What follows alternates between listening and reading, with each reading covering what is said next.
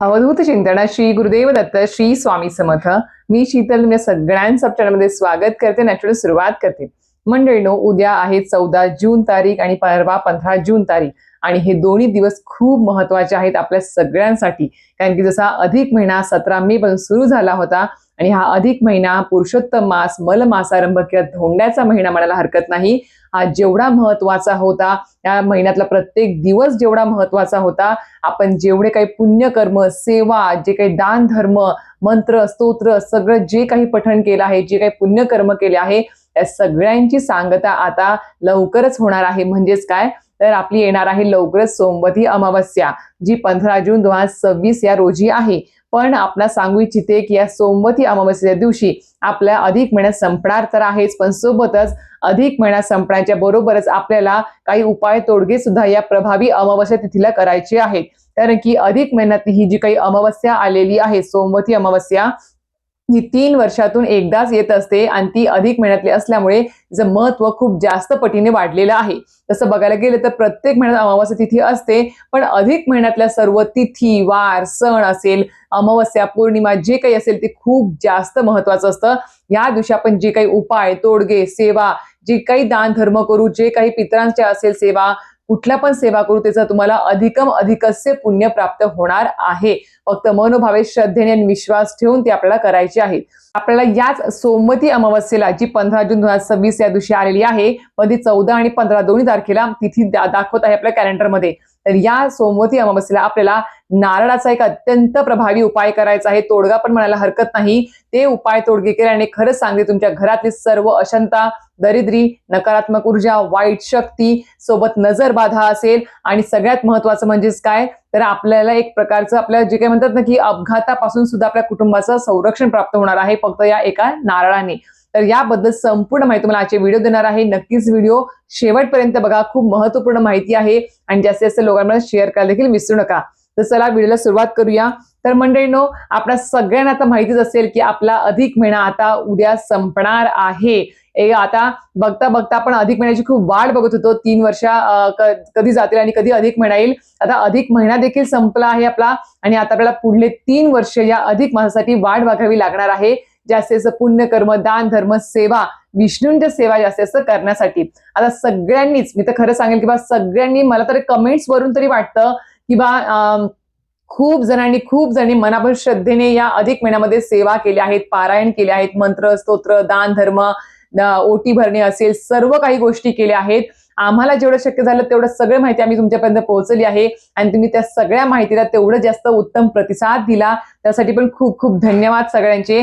आणि जेवढी आम्हाला माहिती आहे तेवढी आम्ही तुमच्यापर्यंत पोहोचवतो आणि त्याला पण तुम्ही छान प्रतिसाद दिला. आणि खरं सांगते, आणि तुमच्याकडून त्या सेवा घडतात याच्यासारखं खरं सांगते, एक खूप छान असं समाधान वाटतं मनाला की चला आपण पण त्या सेवा करतो आहे, आपल्याला त्या समजतात आणि आपण इतरांना सांगतो आहे आणि इतर जण पण त्यावर विश्वास ठेवून ते करत आहेत आणि त्याचे त्यांना अनुभव देखील येत आहेत. छान वाटत आहे, त्यांना परिणाम खूप छान असे दिसत आहेत. तर नक्कीच खूप समाधान वाटतं या सर्व गोष्टी बघून. अशाच प्रकारे तुम्हाला सुद्धा सेवा आता कळल्या तर तुम्ही सुद्धा इतर लोकांपर्यंत त्या पोहोचवा, तुमच्यापर्यंत ठेवू नका. पुढचा अधिक मास आल्यानंतर त्याच सेवा तुम्ही सगळ्यांना मोठ्या प्रमाणात सांगायला सुरुवात करा. तर अशा प्रकारे काय होतं, एक प्रकारे आपण इतरांना सेवा सांगितल्याने काय होतं, एखादी व्यक्ती दुःखित असेल, एखादी व्यक्ती म्हणजे त्या अज्ञानी असेल, तिला माहिती नसेल अधिक मास म्हणजे काय, अधिक मासात काय करायला पाहिजे, कसं करायला पाहिजे, आणि आपण जर त्यांना ती माहिती दिली तर एक प्रकारे त्याचं पुण्य आपल्याला देखील मिळत असतं आणि सेवेचा प्रचार सुद्धा होतो, प्रसार सुद्धा होतो, आपल्या स्वामी समर्थ मार्गाचा प्रचार प्रसार होत असतो. म्हणून सांगते की खूप छान एक प्रकारचं हे ग्राम अभियान म्हणायला देखील हरकत नाही. तर आता मी या मेन मुद्द्यावरती म्हणजेच काय, तर आपला अधिक महिन्यातली जी काय आपलं सोमवती अमावस्या आहे, या दिवशी अधिक महिना संपणार आहे. आता अधिक महिन्याची समाप्ती तर होणार आहेच, पण सोबतच आपल्याला आता आम्ही पितरांसंबंधित काही काल गोष्टी सांगितल्या कालच्या व्हिडिओमध्ये. सोबत या दिवशी आपण दीपदान देखील करू शकतो, त्याबद्दल देखील आपला व्हिडिओ चॅनलवर आलेला आहे, तुम्ही जाऊन चेकआउट करू शकता. पण आजच्या व्हिडिओमध्ये आपल्याला सोमवती अमावस्या सुरू झाल्यापासून ते संपेपर्यंत आपल्या घरामध्ये आपल्याला नारळाचा एक अत्यंत प्रभावी उपाय तोडगे करायचे आहेत. सर्वप्रथम जो पहिला उपाय आहे नारळाचा, तो म्हणजेच काय, आता मी एक प्रकारे सांगते, जे नवीन बघत असतील व्हिडिओ त्यांना सांगेल की बा सोमवती अमावस्या जी आहे ती उद्या 14 तारखेला दुपारी 12:20 सुरू होणार आहे. उद्या रविवार आहे आणि परवा सोमवार आहे 15 जून. परवा सकाळी 8:20 की 8:29 काहीतरी आपली सोमवती अमावस्या संपणार आहे. त्यामुळे जे काही तुम्हाला उपाय तोडगे करायचे असतील अमावस्येचे किंवा अधिक महिना समाप्तीचे, ते सगळे काही तिथी सुरू झाल्यापासून ते संपेपर्यंतच करायचे आहेत. हे कळालं असेल. आता सोमवती अमावस्या आहे तर नक्कीच तुम्हाला मी सांगेल की घरातली अलक्ष्मी आणि दरिद्र जाण्यासाठी सर्वप्रथम आपण काय करायचं आहे, तसं काही लवकर उठायचं आहे. उद्यापासूनच तुम्ही करू शकता. उद्या अमावस्या सुरू झाली की तुम्ही संपेपर्यंत हे उपाय करू शकता. आपल्याला काय करायचं, आपलं सकाळी उठल्यावरती सर्वप्रथम आपल्याला आपल्या घरात आंघोळ वगैरे झाली आपली की घरात जी काही लादी आहे, फरशी वगैरे असेल, दुकान वगैरे असेल, बुटीक वगैरे असेल, तुमचा व्यवसाय असेल, तिथली ऑफिस वगैरे काही असेल तुमचं, तिथली सुद्धा तुमचं जी काही फरशी आहे, जेवढं काही तुमचं जागा असेल ऑफिसची, दुकानाची, ती पण तुम्ही काय करायचं आहे, तिथली फरशी पुसताना तुम्हाला त्याच्यामध्ये त्या पाण्यामध्ये हळद, गोमूत्र आणि खडेमीठ टाकायचं आहे आणि त्याने ती पूर्ण फरशी स्वच्छ पुसून घ्यायची आहे. आपल्या घराचा प्रवेशद्वार, उंबरा, चौकट आहे, ती सुद्धा आपल्याला त्या पाण्याने स्वच्छ पुसून घ्यायची आहे. फक्त स्वच्छ पाण्याने पुसायचं आहे. समोर आपल्या फ्लॅटच्या समोर बघा फरशीच असते आपली उंबऱ्याच्या बाहेर, ती पण थोडी सारवून घ्यायची आहे त्याच पाण्याने, आणि जेणेकरून आपल्याला एक प्रकारे जी काही नकारात्मकता असते ती घरात प्रवेश करत नाही. आपल्या घरामध्ये कसं असतं, रात्रभर निगेटिव्ह एनर्जी आपल्या उंबऱ्यापर्यंत येऊन पोहोचलेली असते आणि सकाळी दार उघडलं की ती घरात प्रवेश करायचा प्रयत्न करते. तर त्याच पद्धतीने आपण काय करायचं आहे की सकाळी उठल्या अगोदर आपल्या उंबऱ्यावर पाणी टाकायचं असतं आणि तेच पाणी जर तुम्ही हळद, गोमूत्र, खडे मीठ मिक्स करून जर टाकलं आणि तो पूर्ण स्वच्छ करून घेतलं तर एक प्रकारे ती नकारात्मक ऊर्जा तिथेच थांबते, घरात प्रवेश करत नाही. अशाच पद्धतीने तुम्ही तुमच्या दुकानामध्ये, व्यवसाय, बुटीक जे काय असेल तिथे सुद्धा करू शकता. सोबत आपल्या अमावस्येच्या दिवशी आपल्या घरातली जाळे जळमट काढणे असेल, जे कामाच्या वस्तू नाही ते घराबाहेर फेकून देणे असेल, तुटलेल्या चपला असतील, फाटलेले कपडे असतील, बंद पडलेले यंत्र असतील, बंद पडलेले घड्याळ वगैरे काही असतील, ते सुद्धा आपल्या घराच्या बाहेर काढून टाकायचे आहेत. ही सगळी दरिद्रीचीच लक्षणं आहेत. रद्दी असेल, हे काही जे काही असेल कचरा वगैरे, ते सगळं काही काढून टाकायचं आहे. धूळ वगैरे स्वच्छ साफ करून घ्यायची आहे आपल्याला. एक प्रकारे ही अलक्ष्मी घराच्या बाहेर निघून जायला पाहिजे. आणि सगळ्यात महत्वाचं, या दिवशी आपण जास्तीत जास्त आपल्या पितरांचं स्मरण नक्कीच करावं आणि सोबतच आपलं नामस्मरण आहे, नित्यसेवा आहे, नंतर पंचमाहिती आहे, त्या सर्व गोष्टी आपल्याला करायच्या आहेत.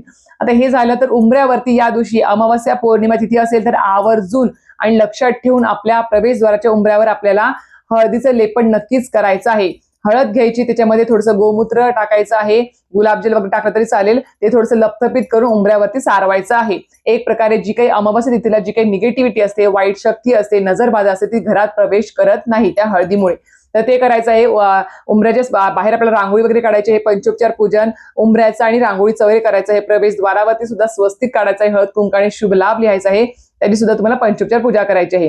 हे केल्यानंतर आता येतं ते म्हणजेच काय, आता आपल्या घरामध्ये बघा, आता तुम्हाला माहिती असेल की आपल्या घरामध्ये नेहमीप्रमाणे सगळं काही चांगलं चालू असतं, पण अचानकपणे अशा काही गोष्टी घडतात, घरामध्ये अशांतता निर्माण होते. म्हणजेच विनाकारण भांडणं होत असतात, विनाकारण कटकटी होत असतात.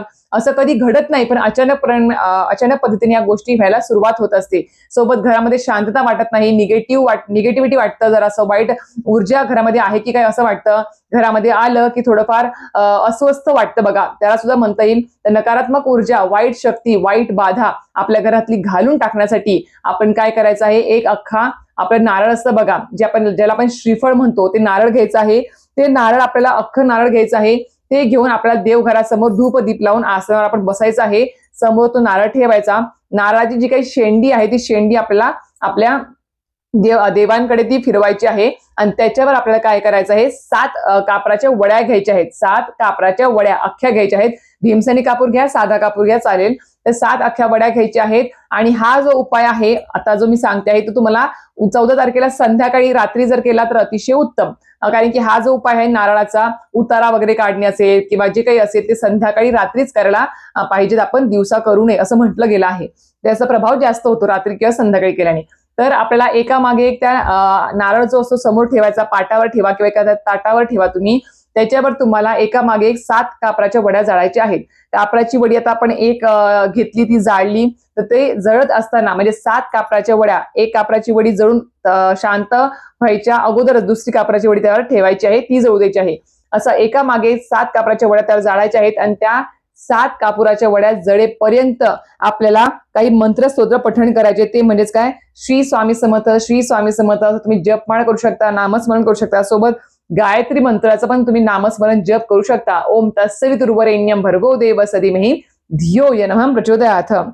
आणि अशा प्रकारे ती कापराची वडी शांत होईपर्यंत हे तुमचं नामस्मरण चालूच राहिलं पाहिजे. नामस्मरण ते झाल्यानंतर आपल्याला तो जो नारळ आहे, आता सोमवती अमावस्या अधिक मासातील अमावस्या आहे, या दिवशी तुम्ही हा उपाय केला संध्याकाळी, तर तो नारळ तसाच ठेवायचा. येणाऱ्या पुढच्या पौर्णिमेला किंवा अमावस्येला आपण किंवा तुम्ही काय करायचं आहे, समजा आता उद्याच्या अमावस्येपासून तुम्ही हा तोडगा सुरू केला, तर तो रोज काय करायचं, घरामध्ये खूप खूप मोठ्या प्रमाणात जर तुम्हाला वाटत असेल की भांडण होत आहेत, किटकिट होते आहे, कोणाशी कोणाचं पटत नाही आहे, शांतता वाटत नाही आहे, तर तुम्ही काय करायचं, उद्याच्या अमावस्येपासून रोज न चुकता रोज संध्याकाळी आपल्याला दिवे लागणे वगैरे झाले की रोज संध्याकाळी आपल्याला ह्या 7 कापराच्या वड्या जाळायच्या आहेत. रोज जाळा. या सोमवती अमावस्येपासून कंटिन्यू जाळा. आता हा नारळ आता आपण आता कंटिन्यू समजा आपण ह्याच्यावर कापराच्या वड्या जाळतो आहे, तर नारळ तडा वगैरे गेला, समजा मध्येच नारळ खराब वगैरे झाला, तो नारळ आपण काय करायचं, विसर्जन करून द्यायचं पाण्यामध्ये.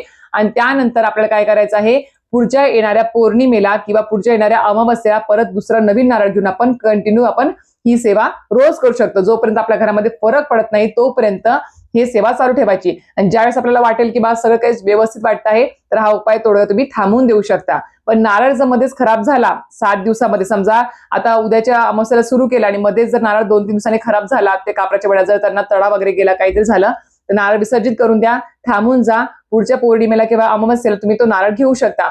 आणि जर या अमावस्येपासून ते पुढच्या अमावस्या पौर्णिमेपर्यंत नारळ खराब झाला नाही, तर तसाच ठेवायचा. फक्त तो जो नारळ आहे तो विसर्जन करायचा, चांगला वाला जो पहिलेचा नारळ आहे, आणि दुसरा नवीन नारळ आणून परत त्या सेवेला नव्याने सुरुवात करायची, जोपर्यंत फरक पडत नाही तोपर्यंत.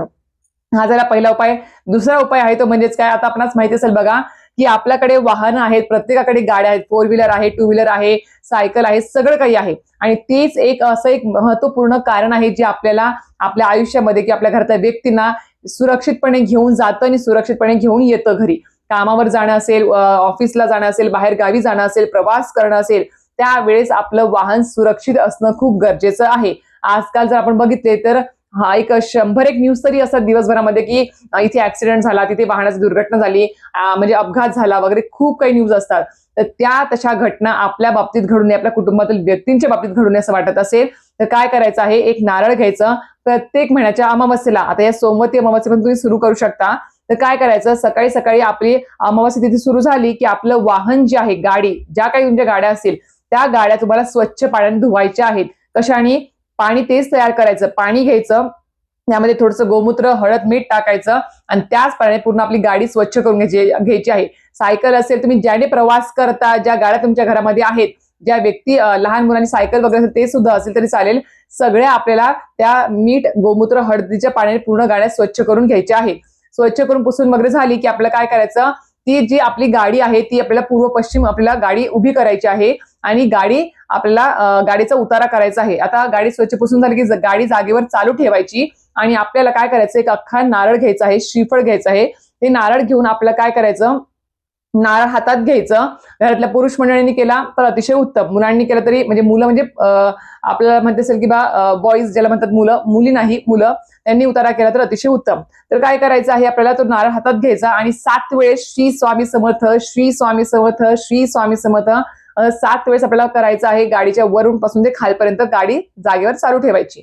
ते केल्यानंतर तो नारळ 7 वेळेस आपण श्री स्वामी समर्थ म्हणून झाला, उतारा झाला की नारळ जागेवर फोडायचा आणि फोडल्यानंतर आपल्या हातात 2 तुकडे घ्यायचे, एक तुकडा इकडे फेकायचा, एक तुकडा इकडे फेकायचा. प्रसाद म्हणून तो खायचा नाही, तो उताराचा नारळ आहे, तो असं फेकून द्यायचा आहे. किंवा जर आजूबाजूला लोक असतील, काही असेल तर कोणाच्या पायाला लागू शकतो, तर थोडंफार जवळपास टाकून द्यायचा, नंतर उचलून घ्यायचा आणि एका पटांगणामध्ये किंवा लांब जिथे निर्माल्य, कचरा वगैरे असतो तिथे तुम्ही तो टाकून द्यायचा आहे नारळ.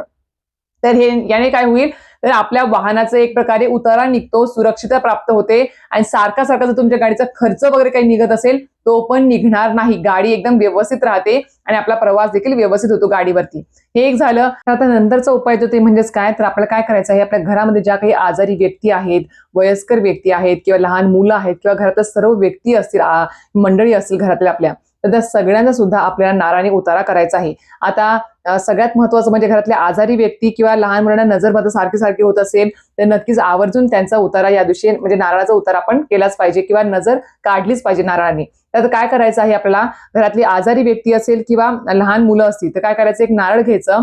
त्या नारळावरती आपल्याला काय करायचं आहे, कोरडा शेंदूर असतो बघा, कोरडा शेंदूर दुकानात कुठेही तुम्हाला भेटून जाईल. तर तो शेंदूर घ्यायचा आहे कोरडा, आणि त्या शेंदूर आणि आपल्या नारळावरती त्रिशूल काढायचं आहे. त्रिशूल काढायचं आणि आपल्या त्या नारळाने, त्रिशूल काढलेल्या नारळाने आपल्या लहान मुलं असतील घरातले, जे सारखे रडत असतात, किरकिर होते, नजर बाधा त्यांना लागते आहे, जेवण नाही किंवा इतर काही त्यांना त्रास असेल, तर त्यांनी त्या नारळाने आपल्याला समोर त्यांना उभं करायचं आणि 7 वेळेस त्यांच्या डोक्यापासून ते पायाच्या नखापर्यंत आपला उतारा करायचा आहे. श्री स्वामी समर्थ, श्री स्वामी समर्थ म्हणून 7 वेळेस उतारा करायचा आहे. अशा प्रकारे तुम्ही आजारी व्यक्तींच्या वरून पण हा उतारा करू शकता. सोबत आपल्या जे काही आपलं घर आहे बघा, घरावरचा जो काही प्रवेशद्वार आहे त्याच्यात सुद्धा तुम्ही उतारा करू शकता. 7 वेळेस तुम्ही चौकटीपासून ते उंबऱ्यापर्यंत 7 वेळेस हा नारळाचा उतारा करायचा आहे, श्री स्वामी समर्थ म्हणून हा उतारा करू शकता. सोबत तुमचं दुकान असेल, बुटीक असेल, जे काही तुमचा व्यवसाय आहे किंवा जे काही असेल, तुमचा साधा चहाचा ठेला वगैरे काही पण असेल, त्याला सुद्धा तुम्ही उतारा करू शकता